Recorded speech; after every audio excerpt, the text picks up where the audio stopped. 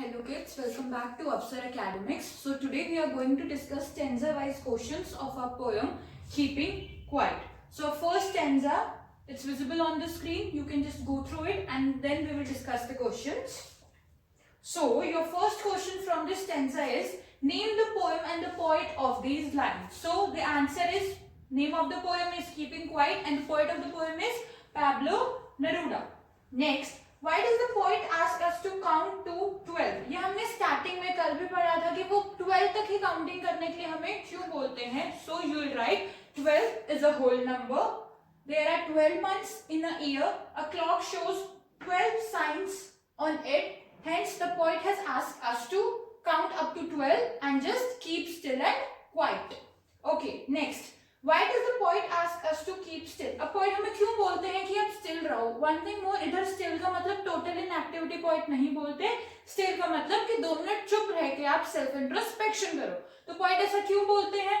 तो आपका direct answer होगा, too much rush and activity has only brought misfortunes to the mankind. Therefore, poet asks us to keep still and do self introspection. अब too much activity और rush मतलब जिंदगी की भागद दौड़ ने सिर्फ मैनकाइंड की लाइफ में टेंशन, स्ट्रेस और मिसफॉर्च्यून ही लेकर आए हैं. उनके जो एक्शंस हैं डिस्ट्रक्टिव ही रहे हैं, हार्मफुल ही रहे हैं. इसलिए पॉइंट बोल रहे हैं कि बस अब स्टिल रहो, 2 मिनट शांत बैठो और सेल्फ इंट्रोस्पेक्शन करो. Next question, find words from the passage which mean से नंबर. से number passage means obviously count. बोलते हैं point count up to 12 and quiet and motionless. Quiet and motionless here matches with the word still.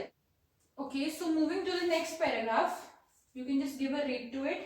Then the first question, let's not speak any language, says the poet. Why? अब जब poet अपनी line में बोलते हैं let's not speak any language, तो इसका मतलब क्या है? ऐसा poet क्यों बोलते हैं? So you will write, the actions of mankind has caused only harm. हमने जैसे बात की थी, सब रैट रेस में है, सबको आगे अच्छी लाइफ चाहिए, कोई देख ही नहीं रहा हम एनवायरमेंट को कितना हार्म कर रहे हैं, सेल्फ डिस्ट्रक्शन कितनी हो रही है. तो वही पॉइंट बता रहे हैं, language is a major barrier in our society. अब हम देखते हैं लैंग्वेज के बेसिस पे हम कितने भेदभाव करते हैं अपनी कंट्री में. सो यही पॉइंट बोल रहे हैं, many wars have been fought due to this barrier. Hence poet here asks us to keep quiet and do self introspection by not speaking any language for a while. अब यहाँ पे यही point ने बताया कि लैंग्वेज के basis पे कितनी वॉर्स हुई हैं. सो फॉर अ वाइल आप कुछ भी B it a verbal language, non verbal language, कुछ भी मत बोलो, बस 2 मिनट के लिए शांत बैठो और अपने एक्शंस को एनालाइज करो. Next, what should we not do for a second. और अब पॉइंट क्या बोल रहे हैं, फॉर अ सेकंड हमें क्या नहीं करना. So we should cease all activities for a second. सारी एक्टिविटीज जो भी कर रहे हो फॉर अ सेकंड बंद कर दो. Man has used his arms only to kill and destroy others. अब जो इंसान है वो जो भी अपने weapons बना रहा है वो सिर्फ दूसरों की तबाही के लिए बना रहा है. Therefore, let them not move their arms so much as to harm others. इसलिए पॉइंट बोल रहे हैं कि सभी के आर्म्स रखवा दो for a while, कोई भी हार्म नहीं होगा और सब अपने एक्शंस को एनालाइज करेंगे, सेल्फ इंट्रोस्पेक्शन करेंगे. What do you understand by the face of the earth? The face of the earth का मतलब क्या है? So the face of the earth here refers to the various countries on the surface of the earth. हमारी अर्थ पे कितनी सारी countries हैं, तो सब यही बोलते हैं जब एक साथ सब शांत रहेंगे, सेल्फ इंट्रोस्पेक्शन करेंगे तो एक्सोटिक मूवमेंट होगा. कितनी सारी कंट्री, कितने सारे लोग हैं, सब एक साथ करेंगे क्योंकि ऐसा पहले कभी नहीं हुआ, तो बहुत ही स्ट्रेंज मूवमेंट होगा, एक्सोटिक मूवमेंट होगा. Okay, coming to the next paragraph. Just give it a read and then we can discuss the questions. So the first question from this that usually comes is, what will happen if there is no rush or running engines? No rush or running engines से signify है जब कोई कुछ activity, हलचल नहीं होगी, ऐसे destruction नहीं होगी, लोग बॉम्ब्स बनाना, वेपन्स बनाना बंद कर देंगे, फॉर अ वाइल सब अपने काम छोड़ देंगे, तो क्या होगा? So you will write, there will be peace all around if there is no rush or the sound of the running engines and machine. Complete शांति होगी. What sort of movement it will be? कैसा movement होगा उस time पे? It will be a very exotic and a beautiful movement. How would all of us feel at that moment? और हम कैसा feel करेंगे उस moment पे? All of us will enjoy the unusualness and the sudden strangeness of that moment. Okay, so the next paragraph. What do fishermen usually do in the cold sea? जो fishermen है वो क्या करते हैं? So it's very obvious. Fishermen usually catch fish, particularly whales, in the cold seas. What does the poet ask fishermen to not to do? अब poet क्या अर्ज करते हैं fishermen को कि वो ना करें? So the poet asks fishermen to not to hurt or injure whales in the seas. क्या बोला था? अगर वो whales को इंजर नहीं करेंगे तो whales को 2 सेकंड और मिल जाएंगे जीने के लिए. जैसे हमें पता है whales are becoming extinct, तो उनको थोड़ा टाइम और मिल जाएगा. What has happened to the man gathering salt? अब जो आदमी समुद्र से salt निकाल रहा है उसको क्या हो गया? So the man gathering salt has injured his hands. उसने अपने हाथों को इंजर्ड कर लिया, उसके हाथों में छाले निकल गए हैं. What should the man gathering salt do? अब जो man salt gather कर रहा है उसको क्या करना चाहिए? He must take care of his hurt hands. उसको जो उसके हाथ हैं जो कि खराब हो गए हैं उनकी टेक केयर करनी चाहिए, उनका ध्यान रखना चाहिए. Okay, so the next paragraph, you can just have a read to it and then we can discuss the questions.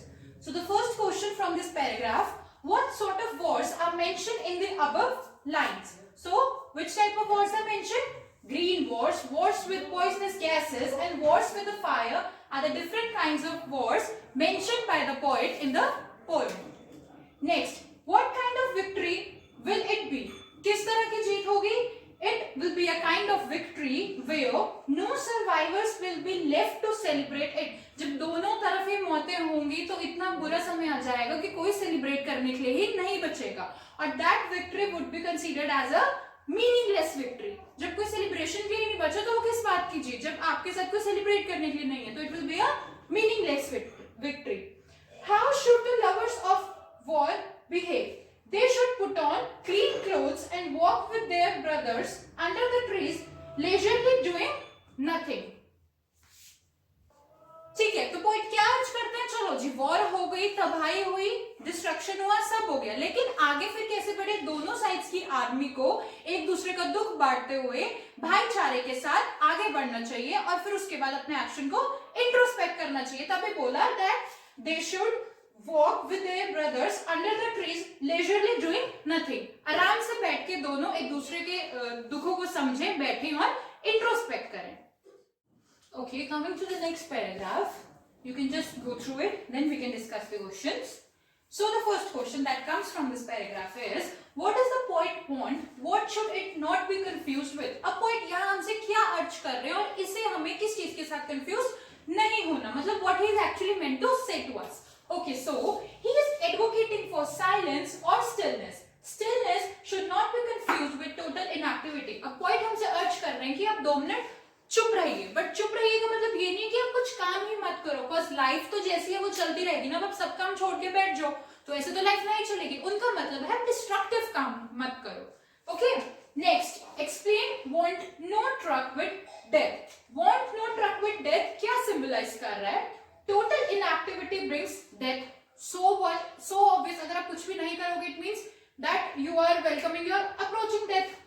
The poet refuses to associate it with death. अब death तो poet बोल ही नहीं रहे. Inactivity का मतलब ये थोड़ी है death. Total inactivity means death. But here poet का मतलब ये है कि आप जो काम कर रहे हो, डिस्ट्रक्टिव काम, जैसे कि इस देश पे हमला, उस देश पे हमला, इन्वायरमेंट को हार्म करना, खुद को हार्म करना, वो चीजें बंद कर दो. Thus, he is not advocating for death, and poet is obviously not advocating for death. What do people pursue single-mindedly? Which is the better course the poet suggests? अब single-mindedly होके लोग क्या सोच रहे हैं? Obviously, rat race है, सबको एक दूसरे से आगे निकालना है. So, people pursue single-mindedly on keeping their lives moving. बस सबको चाहिए कि हमारी लाइफ अच्छे से move करती रहे. The poet suggests that it would be better if they give themselves rest. अब poet बोल रहे हैं सभी के लिए अच्छा होगा if आप अपने आप को थोड़ा सा रेस्ट दो, सेल्फ एनालिसिस करो for some time, for once they may do nothing. अब पॉइंट ये बोल रहे हैं थोड़ी देर के लिए रुक जाओ. ठीक है, मशीन बने पड़े हो, ये काम वो काम, लाइफ में आगे बढ़ना है, वेल सेटल करियर चाहिए, बट थोड़ा तो रेस्ट लो. इवन अर्थ भी रेस्ट लेती है. जब एक सीजन के बाद दूसरा सीजन आता है, जो ट्रांजिशन पीरियड होता है, उसमें अर्थ भी रेस्ट लेती है. तो आप तो ह्यूमंस हो, तो थोड़ा सा रेस्ट लो, सोचो क्या कर रहे हो, एनालाइज कर रहे हो, फिर अपनी गलतियों से सीखो और आगे नई बिगनिंग करो. Next, when can a huge silence do us good? A huge silence can do us a lot of good when we are disappointed at not understanding ourselves or threatening ourselves with death. अब poet बोल रहे हैं कि silence यानी कि meditation और self introspection हमें कब हेल्प कर सकता है। सो जब हम अपने एक्शन से बहुत ही ज्यादा फ्रस्ट्रेटेड है, हमें नहीं समझ आ रहा कैसे क्या करना है, तो उस टाइम पे बेस्ट है कि हम अपने आप को धक्का, मतलब ये अपने आप पे एक लोड ना देके कि आगे बढ़ना है आगे बढ़ना है, ये ना करके बैठे, एनालाइज करें, थोड़ी शांति हो तो पॉजिटिव थॉट्स आएंगे, तो ये चीज हमारे लिए बहुत ही हेल्पफुल होगी। अब हम अपने आप को डेथ से बहुत डरा देते हैं, मतलब अपने लिए एक डेडलाइन सेट कर लेते हैं, मौत से पहले ये भी करना है, वो भी करना है, ये भी करना है। सो लॉन्ग टर्म गोल्स सोचो, बट इतना भी इंडल्ज मत हो कि प्रेजेंट खराब करो। So take some time, sit and do self introspection. So coming to the last stanza of this poem, you can just go through it, then we can start with the questions. So the first question that comes from this stanza, what can the earth teach us? अब हम mother earth से क्या सीख सकते हैं? Mother earth को personify किया गया है एज अ टीचर, सो हम क्या लेसन उनसे ले सकते हैं? The earth can teach us a lesson how to live on it. अब अर्थ हमें सिखा सकती है लाइफ का मेजर लेसन कि हम कैसे रहें, कैसे बिहेव करें, ठीक है? What remains alive when everything seems dead? अब जब सब लगता है कि सब खत्म, उस टाइम पे भी क्या चीज है जो अलाइव लगती है? Only the earth remains alive when everything seems to be dead. Next, who is the poet? What does he want to do? अब कौन है पोएट और वो क्या करना चाहता है? The poet is Pablo Neruda, as we all know. He wants to count up to 12. अब बोलते हैं ना कि 12 तक काउंट करता हूँ, all should keep quiet and do self introspection. So this was it. What does the poet ask us to do? अब poet हमसे क्या चाहता है कि हम क्या करें? So he asked us to keep quiet while he is counting up to 12. अब poet यही बोलते हैं that I will count up to 12 and you all should sit quietly and do self introspection. Okay? So this is what it. Now this is all about the stanza wise questions from this poem Keeping Quiet. Hope आप सभी को समझ आया हो। Still अगर कोई doubt हो तो आप कमेंट सेक्शन में कमेंट करके हमसे पूछ सकते हैं। सो प्लीज हमारी वीडियो को लाइक करो, अपने फ्रेंड्स के साथ शेयर करो और चैनल को सब्सक्राइब करो। Thank you.